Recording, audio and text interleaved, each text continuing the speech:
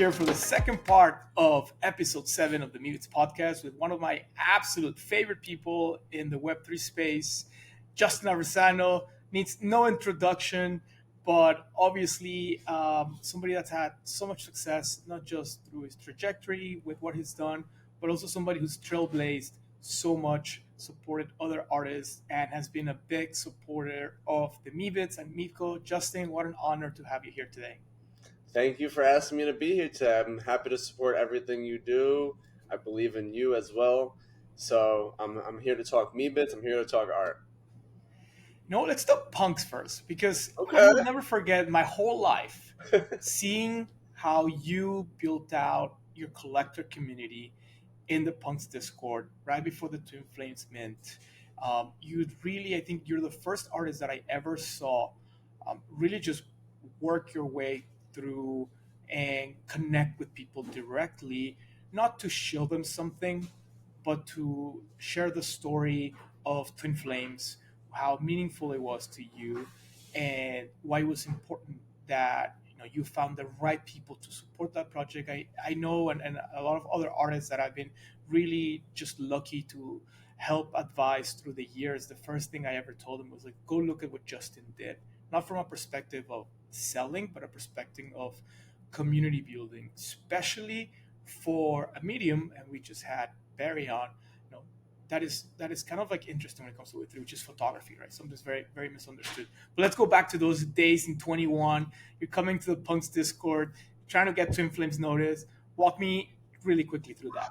Let me give you the preface of before how I even found the punks. The G Money, I found G Money through Instagram, through Kenny Schachter. Just like I'm very into art news. I read every article just to stay informed about the art world, both digital and the traditional sense, but it's the same thing at the end of the day.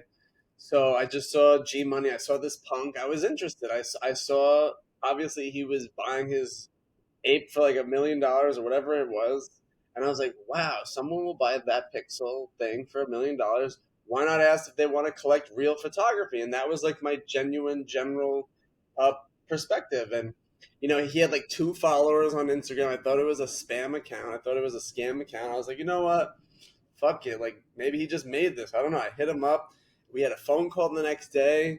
I was introduced to the Flamingo DAO through him, through that phone call, because I shared the story of Twin Flames. I shared the struggles. I shared the art. I shared this passion, right? Just like the art. That's part of my life. And I just wanted to find a way forward with it because I've been struggling for many years, like since 2018, having a show in 2019, having no success with it, being in financial distress for years. So I was looking for that way out. I was looking for that way through to find the right person to support me because you need supporters, and I just didn't know at the time what that meant or how that goes. So G Money helped me the whole way through. He inspired me to mint Twin Flames on OpenSea, and from there it was just like a blessing of support, and like hundreds of people supported it, from photographers, from other artists, from mostly artists and photographers, and as well as like half of Flamingo DAO. So I'm grateful I had a great like beginning, right? Because not a lot of people have that, and it was at a time where it was so new to everyone. You didn't know what would be what. Like if I knew what Squiggles would become or any art blocks season 1, I would have minted that. I just didn't know. I just had no idea. So I really want to thank G Money for like really taking me under his wing and showing me the way, both of finance and NFTs and everything. And of course, we had the clubhouse rooms, and I got to understand the people in the rooms, building my own rooms. To your point, like I love community building. I had art and healing rooms. I had art and tech rooms. Just like my whole thought process at that time was like, let's bring the museum people with the technology people and see what this is all about. And it was just fun at the time. And then let's fast forward a bit. We're diving deeper with. Then actually the Beeple thing happened like a month later, and then the NFTs went crazy. And then I was like, what's going on?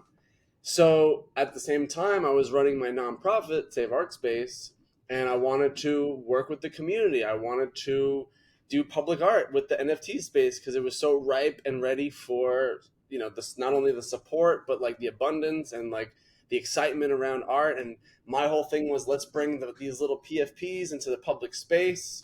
Let's bring the art to life, larger than life. Billboards, I've been doing it for 10 years already, so naturally it just made sense to me. And again, G Money helped us raise almost like $1 million to buy hundreds of billboards around the world, in New York, in Florida, in London. Like, it was a, you don't really get that much success with a nonprofit, and like we've been at it for years and we'd never make more than 30K a year, and then suddenly we have $1 million and we finally have like the support we need to sustain ourselves. And I think at the time, sorry, my dog is making noises.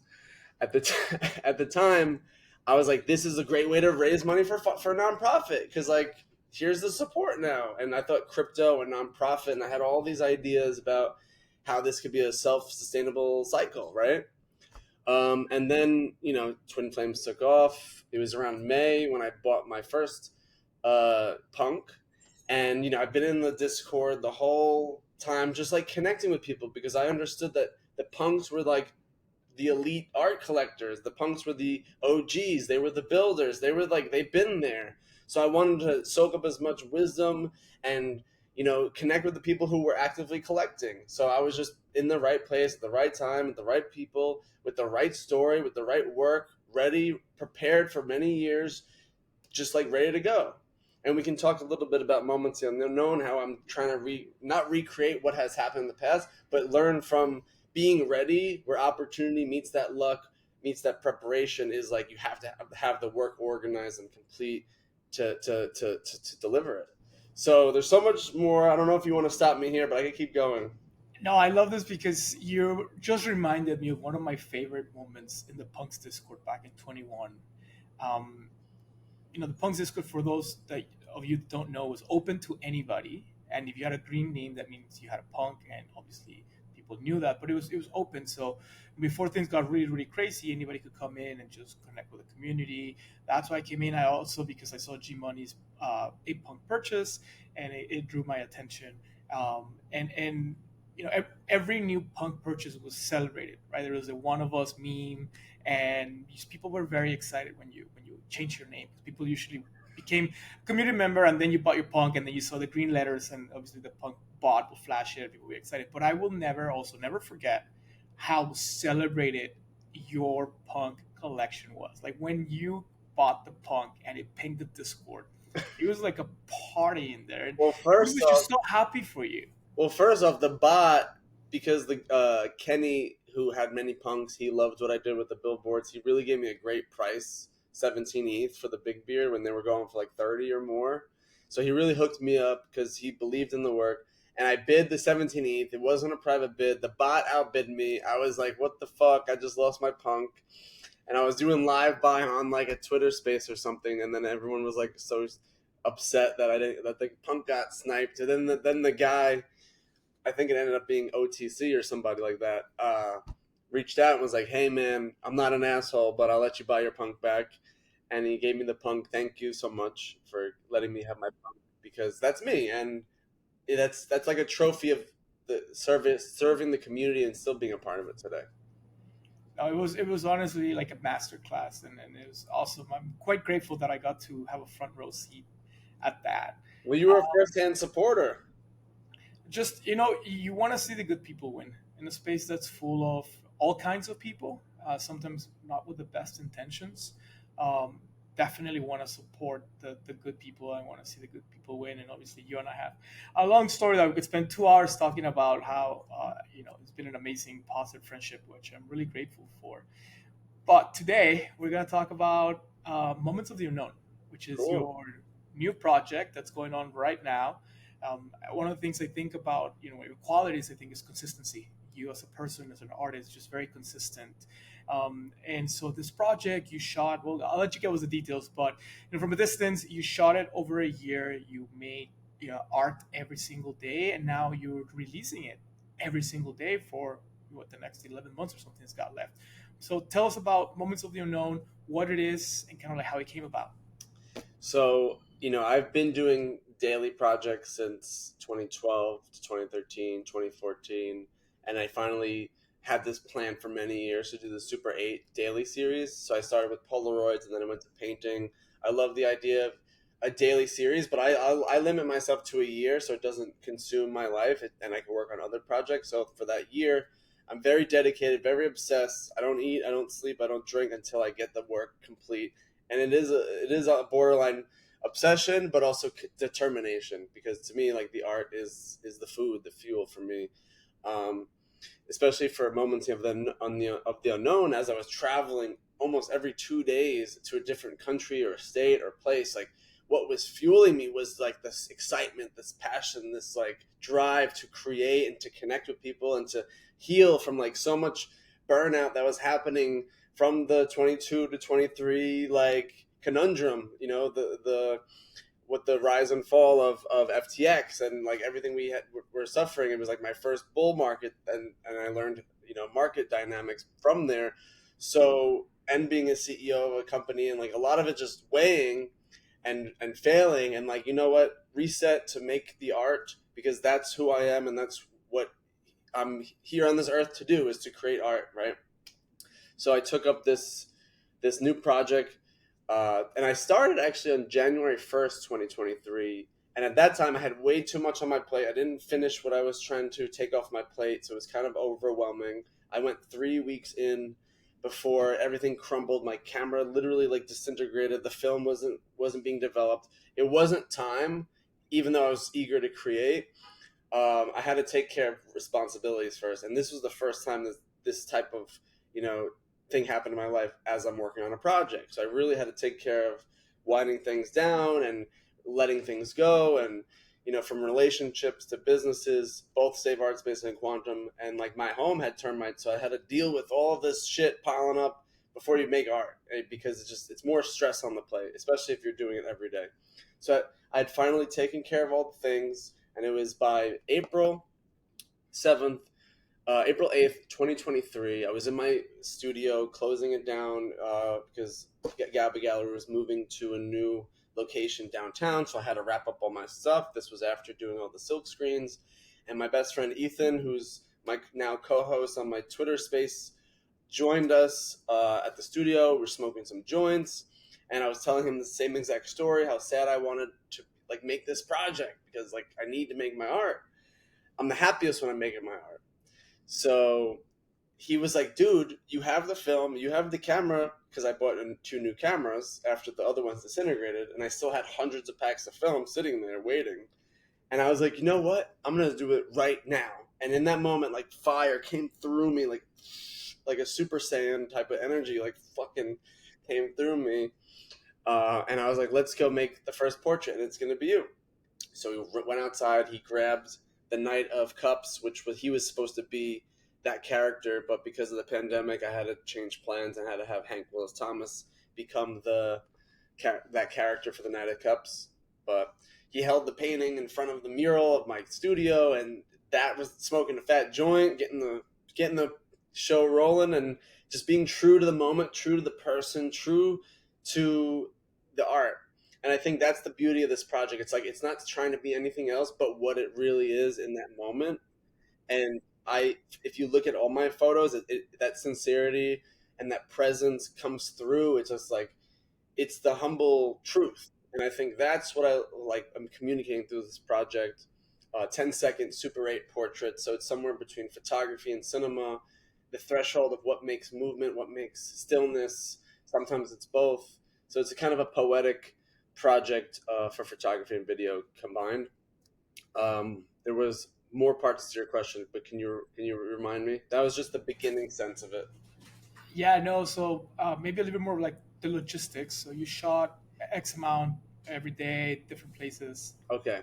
So from that moment forward, like we went to Topanga to plan out the next steps, and we had planned to do Europe and then go to uh, Asia, and then like go to every continent in the world because I had the resources thanks to the Twin Flames, and I've used everything from that project to make this project because I believe in putting it back into the work, putting all the funding and resources you have in to make new and better work. So it just kind of flowed along. We didn't really have a direction. I just knew I wanted to go to all seven continents, all 50 states, all 27 EU countries. And as we were doing it, we were always a month in advance because there were times where I had to change the travel plans due to like global conflicts or just like the vibe or invitations. So we didn't want to have everything planned the whole year. We had the 1 month plan, and even then, we still changed shit around, but it was a flow. Like we were going to different places every day to really, and I want to emphasize this. This is the most important part of it. It wasn't just to travel to see the world. It was to connect humanity through the lens of Super 8, through the lens of cinema, to make a film about humanity.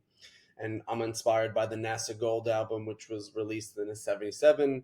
They put the NASA Gold album on the Voyager 1 and 2, shipped them out into the universe. It was led by Carl Sagan, and I want to kind of add to that history, add to that idea of humanity and everything that we have, sounds and visuals. I wanted to recreate that with new technology and send that out into the universe with the blockchain and use the blockchain as the radio wave signals, rather than a rocket ship. So I had all these conceptual ideas on what I'm trying to communicate, and it's just like a home video of planet Earth, celebrating diversity, creating unity, and just showing that there's oneness between people. And I think it's like an artwork to create peace, to promote peace, connectivity. That's what I'm working on. I love it. And obviously, I've seen, well, we've all seen a lot of the pieces you've been releasing. So you shot different subjects. They're always humans, right? In like different cities around the world. And every single day now, a year forward, you're releasing an NFT of that particular moment. And you're doing so also hosting a daily spaces with your friend. Sorry, I forget his name, Ethan. with Ethan. Yes, Ethan, and you guys invite a guest and have people talk about the process. So talk to me. Is the daily release kind of like putting like an endpoint to the project, or is it part of the project itself? Okay, so this is the fun part. Coming back to that whole idea, what we're talking to about punks, it's like being part of the community, raising the vibration, connecting with people, telling a story. There is no formulaic way to build community, and it always changes. Right when you think you have it, it changes. And I didn't want to rely on what I was doing in 2021 because I'm a different person and everything has changed, and I want to change up how I approach the space and I treat the space like I'm a brand new participant. Like if I was a brand new artist, I treat myself like that so I could remain humble and grounded in the organic growth. I don't want to rely on bag pumping. I want to rely on natural, organic, slow burning growth because that's what I had experienced. One of the biggest lessons from that cycle last time was like just meteoric rise and unsustainable. Like, yes, funds bought all my work and there is only one Twin Flames listed. There is a lot of expectation that comes with price, and I wanted to start somewhere super grounded, super real and authentic and accessible, which is why these daily auctions are zero ETH, and the people who bid get a Polaroid as a gift. And for me, it's like I'm gonna let the market price to work, and it's very risky. And there's so much time, a whole year, to allow this project to develop. And I like projects starting from zero and meet reaching its infinite height, because if you start a project up here, it just goes down here. But if you start a project up here, it goes up here from market perspective. But from the project perspective, you asked about why the Twitter Spaces, why the daily NFTs. There's so many components to this project that no one really understands yet, as they only see the fragments. So I had shot the project April 8th, 2023 to April 7th, 2024. So a whole year of creating and traveling. It took me a year to edit the whole thing, and I created 3 different edits, as well as 366 individual clips. So I'll break this down and then move into the Twitter Spaces and why one a day instead of all at once. So it's a conceptual film experimental art project. It's not a conventional film. So I wanted to make a 1 hour long film about humanity in a chronological order using the NASA Gold album as the sound score. That's like where it started. And then as we traveled, it developed into other levels and layers and dimensions of time. So I'm very inspired to Christian Marclay's The Clock and Douglas Gordon's 24 Hour Psycho. And I like to use different um, artists as inspiration from their ideas. And also where I stand in the canon of art history and media art and video. So you gotta understand where your place is and where your heroes are, right? So for me, I started developing, why don't I do a 24-hour version with black and white and it's flipped horizontally and it's chronologically backwards and it feels like the past and it feels long and it feels still like photography and it's black and white. And I want to create an installation from that. So that's a whole separate idea using the materials. And then we have the 1 hour movie, which is just what I just said, just straight up chronological, colorful NASA Gold Album, the original idea, unedited, around like uncropped. So what you're seeing right now with the clips is just cropped, and that's just going to be projected in the theater, and that's what I call the present.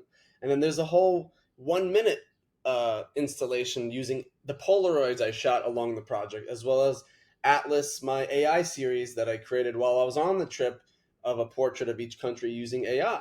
So it's all about, again, the connectivity of humanity. We're all one. These different ideas, these different airdrops add to the effect of community building and rewarding systems, just to give back to the people who spent so much money and time on my work in the past. So, and all these materials that were made to enable them to be part of something bigger than the original film. And I like using these different components to create different uh, installations. So I would consider this not just a video project, but it's going to be like a mixed media installation series. And there's going to be a whole painting component of 366 silkscreen paintings from the stills, and like that's coming soon. While I'm releasing this video, I'm also going to be painting 366 paintings. So there's a lot going on here, and I'm just showing the 10-second videos. So to get back to your point, the 10-second videos, I wanted to set a point to start releasing the series, and I knew I couldn't do this at one time. I didn't want this to be like a one drop thing where it was just the auctions were going off and it was a big sale and whatever. I like this idea in a short term minded space where everything happens and in 3 days you already forget the biggest project dropped. I wanted to do something long term, consistent, concise, building up over time, seeping into the subconscious, these films, these memories, these artworks. You could call it all three of those things, however you perceive it. It's the community building at its core. So I dropped the first NFT April 8th, 2 years later, 2025. And I almost didn't do that. This is the first time I ever did a project where I was afraid to release it. And I wasn't done editing, and I just had to drop it because it was the perfect alignment and time. And at the same time, it was the worst day in history. And we had Ryan Zur on the first episode, and he was like, "Yeah, today's like the worst meltdown of crypto in years." It's like, you're bold for fucking launching this now. And I'm like, you know what? I want to release it at the worst time so it could carry through to the best of times, because I believe in long term visions. And so it didn't really matter when I started. I just had to start, but it started exactly aligned 2 years later. And there's a lot of that energy in this project of serendipity and synchronicity and alignment, even wherever we went. Like when we went to Budapest, it was like the Russian war Memorial Day. When we went to Korea, it was Buddha's birthday. When we went to Stonehenge, it was the portal coming through the gate. When we went to the pyramids of Giza, it was the March. It was the solstice. So like all these random acts of being, it was just a perfect alignment everywhere we went every day. So now to talk about the Twitter space. Again, community building. What can I contribute more than selling my art to help this space grow, to help people feel like they belong? For me, I love talking, I love connecting, and I felt like this is my opportunity to start a podcast, start a Twitter space show, a radio show, highlight different community members. I didn't know where it was going to go when we first started that first week. And now we're at day 77, and it's kind of like I'm so excited to talk to someone every day for 30 minutes to an hour to hear their story. It helped me become a better listener. It helped me become a better, more present with people. And it's like as the art was created that whole time, it made me become more in the moment and more at ease and at peace. And now I'm like super locked in with the people I'm spending time talking to and truly connecting and growing organically by listening and promoting what they're working on. I think that's contribution. When you can give time to people to share what they're excited about is a beautiful thing, and it grabs everyone's attention and allows people to feel like really good about themselves because someone wants to hear and I want to hear because I want to grow and I want to be a better person in this space. And it just takes listening and presence, I think. So again, we're dropping these NFTs literally the day 2 years later to the T and doing these daily Twitter spaces kind of to show what it feels like to do something every day and not just be the person doing something every day, but showing and including people that they too can participate in something every day and understand how difficult that fucking shit is to do, you know, repetition or consistency and discipline. It's like a muscle. So that's, you know, it's just an organic thing that kind of just happened, and now I'm like really excited about life just by having new friends on, kind of like what you're doing here. I was thinking, first of all, that's an awesome answer because I think it shows the breadth. No, it shows the breadth of the project, right? Like sometimes, to your point, it's based on short focus, like short time minded. People just see something, they might mint it, put it on their wall, forget about it, and not really think about all the stuff that went behind it, but also what what the artist or what the project creator is trying to foster for the present and the future. And so to really be able to not only have spent the time editing, but now little by little bringing in people to the story. And to your point, listening to them, I was thinking this morning. We have 3 recordings today for the podcast, and I just love listening to people because it's we're friends. We've had a lot of one-on-ones, but to be able to like let others in that conversation and ask questions in this way is just so enriching. So I definitely echo the feeling. And I was on that first space, and I remember how we were texting before and after, and how like it's scary it felt.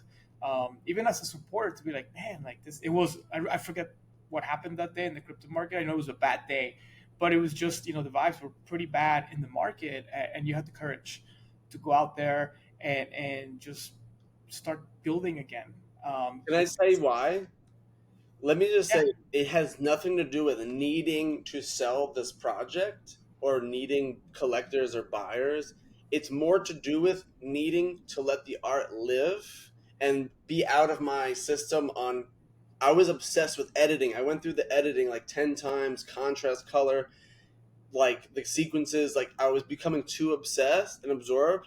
I needed to create that final thing to like let it go and for it to be on chain and for it to be released. It's like, okay, that's the final form and now you can't fuck with it. And like I needed that more than I need to sell it. So it was more like this is how I get the art in the world. And I'll be honest, if I didn't have any sales, if I didn't have any success, that still wouldn't matter. I would be doing this every day anyway because that's required of the work. It's not meant to be sold as like as hyped as it needs to be. It just needs to be released into the universe and out of my control and like letting go of that control so the work can live in its own way. And I think that to me is the ultimate catharsis and purpose of why I'm just doing this every day in public. Also, it's just like it's fun. and I, this whole day of just talking to 3 artists within the Meebits community, all working on different things at the same time, kind of like following their creator journey. We just had Barry, who's developed a whole AI mentoring tool in Zera. Talked to Hafka, who obviously has a trajectory of decades, and it was early to computer art, is now minting. And then of course you, who everybody acknowledged and knows, one of the trailblazers of photography and the overall NFT space is amazing. Let's kind of unfortunately have to wrap it up here, but we'd love to have you back to Can we talk talk about. Meebits for a second? Well, that's what I was gonna go. I was trying to be courteous, also because, so you guys know, Justin decided that we're gonna do this one shot, so no edits on his interview, to make it very raw and real. We usually one shot most of them. We take the ums and the ahs, but yeah, this one's a one shot. And yeah, definitely, I didn't want to move on without acknowledging, obviously, everything you've built for Moments of the Unknown. The fact that you're here every single day, in the market, which sometimes can be so challenging. It's very Can rewarding, I say obviously. something about that real quick? I Yeah, don't. of course. Go I ahead. think it's important to acknowledge the collectors as well, the builders. It takes so much fucking time to create something not of just value, but of you know that has substance. Like people might have think I was away for 2 years. I was traveling. I was fucking around. It's like no, actually, I was like collecting my content, my artwork, to be able to literally share it every day for a whole year. And it takes like 2 years to literally create a year's worth of things. So I want to just speak to it's okay, and people need to understand that artists needed to have time to make art, and it takes years. It takes a long time, and obviously I was also present in buying art and being as posting as possible, but now I'm extremely chronically online, engaging, reply guying. But I think it's important to note, like, it takes years to make good art. Yeah. Well, welcome back to being always online. So happy to have you back in the crew of people that are perpetually online. It's so funny because I'll step off the computer and I'll go to the bedroom but I have my phone, so it's not like I'm ever offline. Well, yes, and actually, definitely want to take on that. You are a collector as well. You've been super supportive of not just other artists. You'll make sales, turn around and invest that, or just collect from other artists. But you've assembled quite the Meebits collection that we love and adore, and love appreciate the support, because it was not just for Meepco, but even pre Meepco. So let's talk about Meebits. Let's What do you do want it. to I've been waiting. Where would you like to start? Can I just go off? just go? Tell us Meebits. I'm Like, not here. You're talking to somebody so else. honest because Matt and John gifted me a few me bits, and then when I saw that they had sold to Yuga, I was like, you know what? How can I believe in something that the founder sold, and like how could there be community if it's on us? So I unfortunately had to sell it. It was at 9 ETH, so it was a good deal. And and then once you took the reins, once I've seen you in CryptoPunks for years after they sold it, just like always going for me bits, just sharing the excitement. It's like you created them in a way. Like you had the excitement of someone that had created the project, right?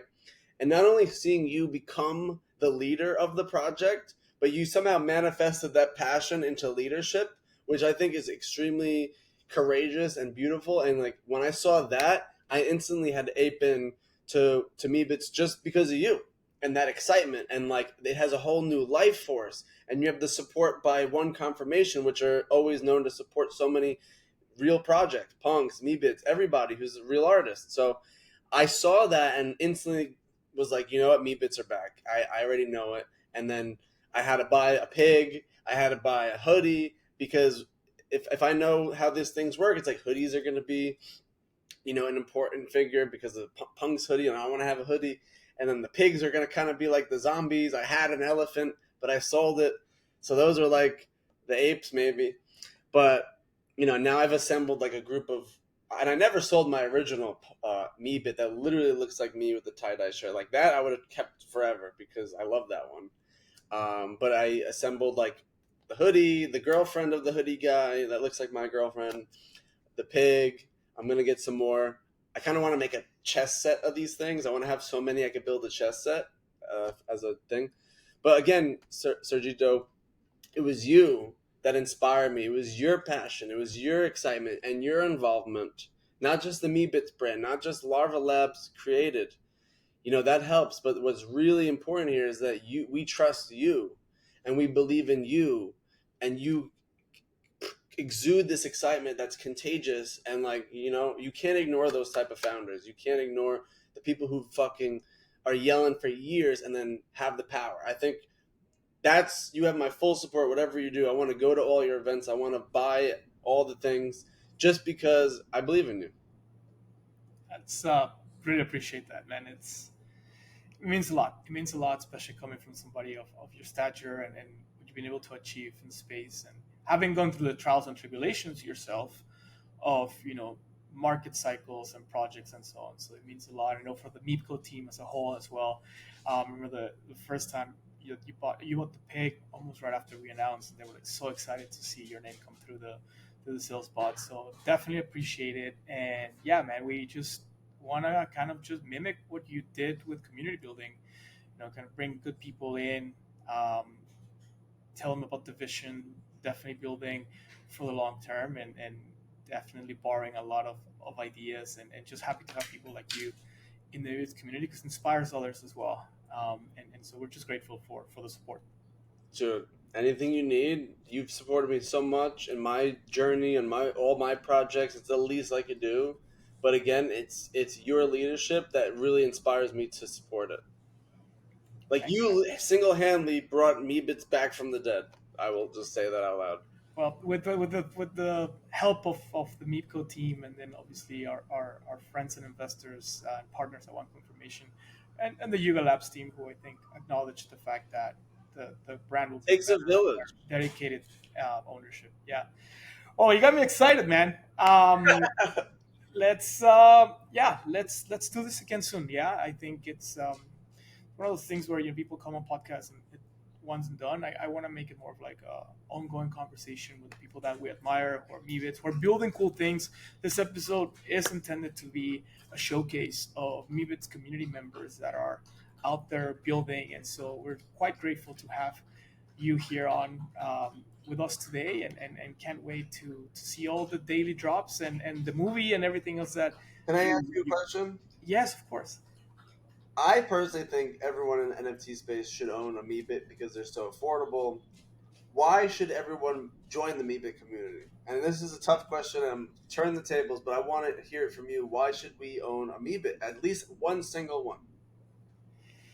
I think maybe it's are obviously 20,000 and quite diverse, right? And so for a lot of the project, well, first, one of the only projects where you can actually find a maybe that looks just like you to represent you as your digital twin, which is something that you did with your tie dye guy, something that I've done with the majority of my collection kind of looks like me. So I think in a space where representation can sometimes be understated, it's a collection where you can go in and say, hey, that's a movie that looks a lot like me, and I want that to be my avatar in the future. What does the future of the metaverse look like? We don't know, right? Back in 21, we thought it was around the corner. Might be next year, might be 20 years, but at some point it'll be here, I think. And so being able to secure not just kind of like your digital identity that really represents who you are or who you want to be, but also they are digital sculptures created by Larva Labs. But you asked about the community. So I think as you continue to see people that want to have a maybe represent them as their digital twin, that just naturally attracts good people, people that understand long-term value, people with what we call low time preference, kind of like punks early on, where people were just buying them because they liked them, they wanted to use them to represent themselves, they saw the art side of them, and then yeah, it took punks took like 5 years before they really took off. If we're talking about price, right? And it still took a few more years before they actually started entering museums and so on. So I think the Meebits attract the type of people who have that type of preference, where they understand this is a long-term proposition that will build in that direction, and that yeah, well, there's hype and there'll be hype across different parts of the cycle. It's also one thing where you can find people like Justin Aversano, like Barry Sutton, or like people who might not have a big name in this space, but have been very successful in other areas, or people who are just brand new and coming in and they just want to raise their hand. I think Meebits communities runs with a lot of the early punks community, and not because of like, oh, they're going to moon one day. I don't know what's going to happen with the market, but it's about people that want to come in and connect with others on stuff beyond the it might 10x tomorrow, and that to me is something that we want to continue to foster, and that I find very attractive in online communities. It feels more like a family and a home rather than like some sort of like cook group or like trading bot Telegram. I see. And just one last thought, Yeah. and then I'll get out of here. No, no, you're good. I'm starting to just. This is such a good conversation. I don't want to cut it off. No, here's And I'll leave. no, wait. We'll just do standalone Justin episode. I think No, it's it's fine. no. Yes, we have to. We have to. No, I want to. I want to because again, this was an idea for us to have different projects highlighted, but also it's not every single day I get to call you, and I You get to can talk to you. call me any day you I want. know, I do, but like a lot of our audience, they might not have that opportunity, and to hear how you're thinking about the world, your perspective, how you approach your art. I think that's just for me. I professionally grew up in Wall Street, and lovely people that I work with for the most part. But we were all very much in a silo, right? We care about very similar things. And as you age, the preferences changed, but they were much in the same thing. And we used to joke, for example, when I was at Barclays, my last few years in the banks, although older people had like kids that were like 6 to 10 years old. And so Monday morning conversation was about kids' sports. It was about lacrosse and football and things like that. And so, but they all talked about it together because they were all part of, like, again, the same silo. And then the ones of us who didn't have kids, maybe we talked about, having been out east or whatever it might be.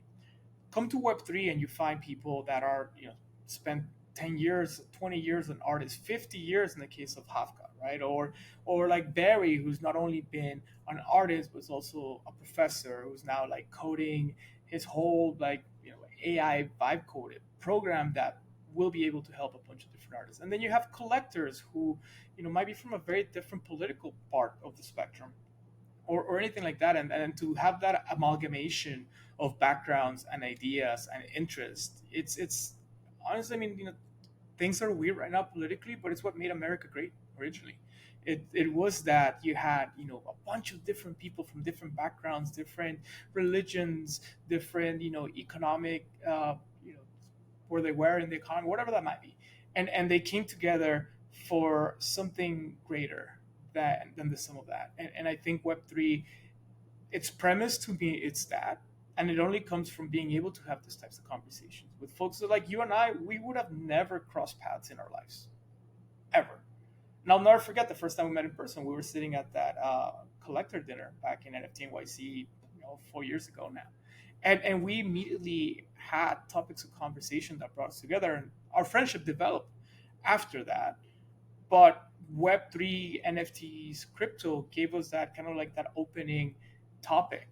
And that's such a beautiful thing. And I'm incredibly grateful. You asked about the Meebits community. Like now, as leader of the Meebits community, I get to connect with all kinds of people. And now we have our weekly newsletter where we feature, a different Meebit member every single week, and it's so really cool to read like their answers. Obviously, Bojango guy does those interviews for us, being the head of community.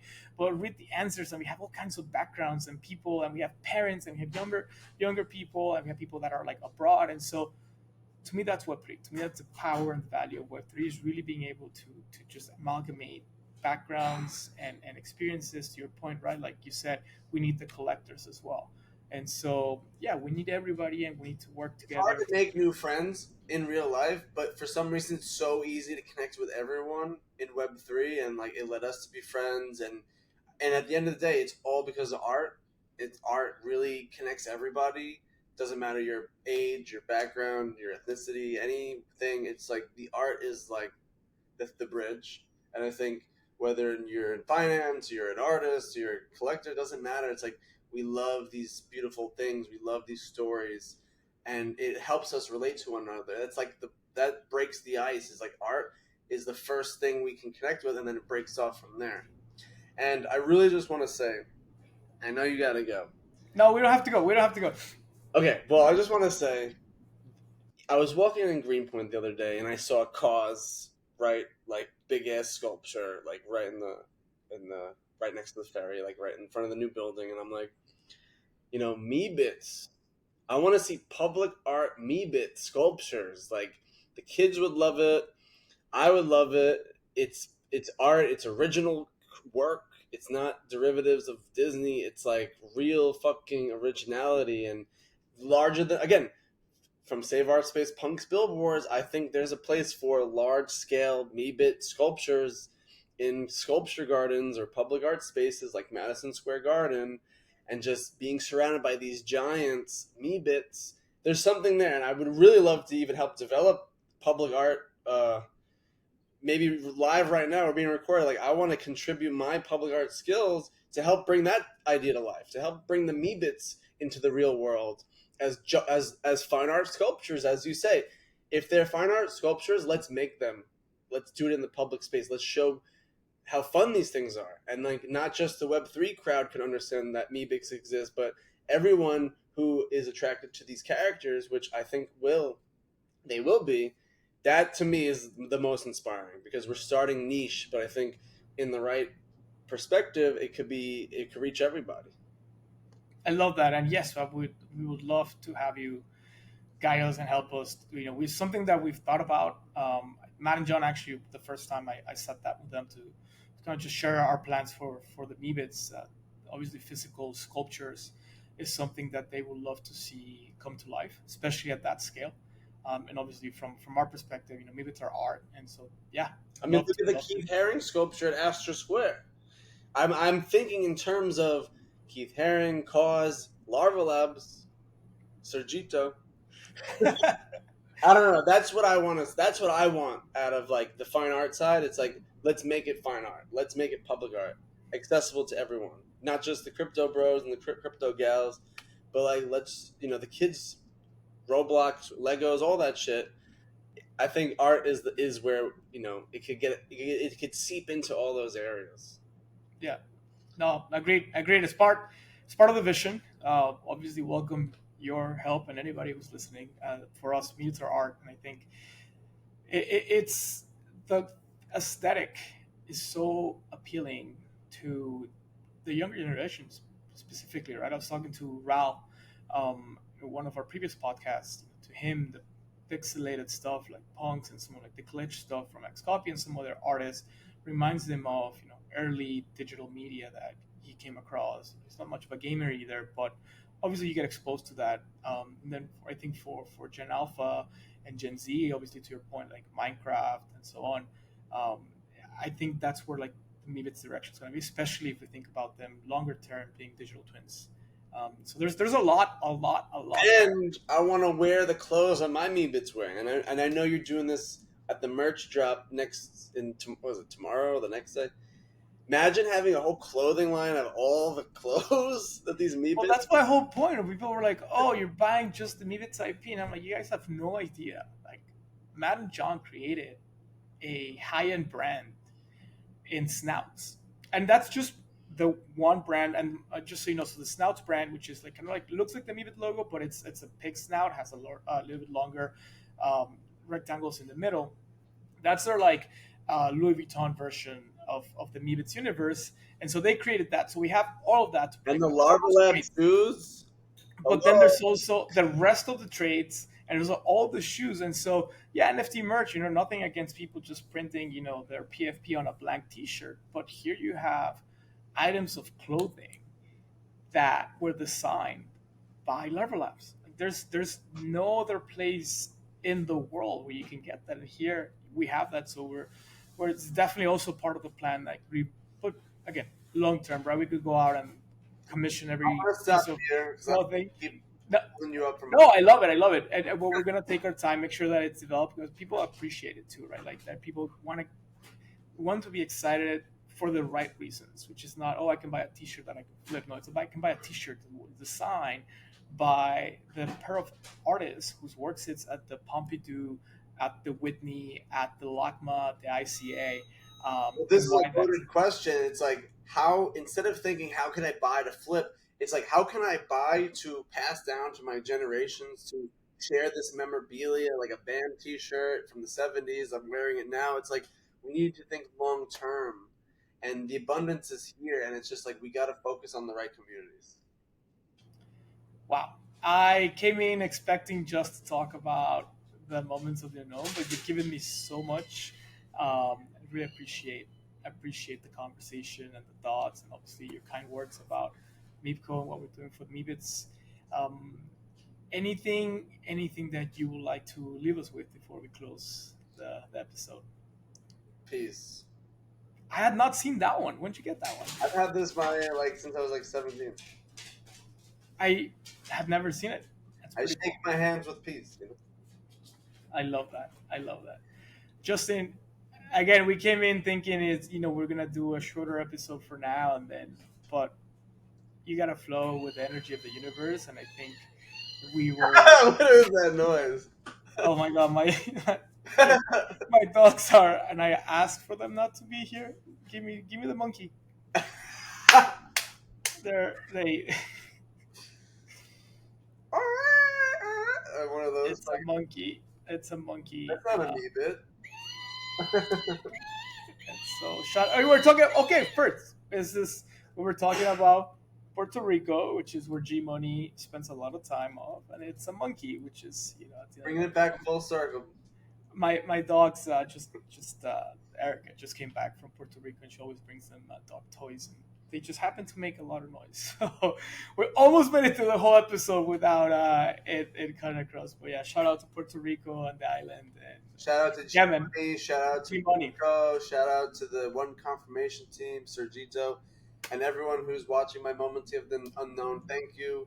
Join me for the Twitter Spaces every day, and come to Sergito's event on. Well, this will be after. This will publish after the event, but I hope you all had It was fun great at to the see you event. at that event. Dude, I love you so much. Thank you for everything. And then yeah, we'll let's talk about making some public art for the memes. I'll see you soon. Sounds good. Thank you.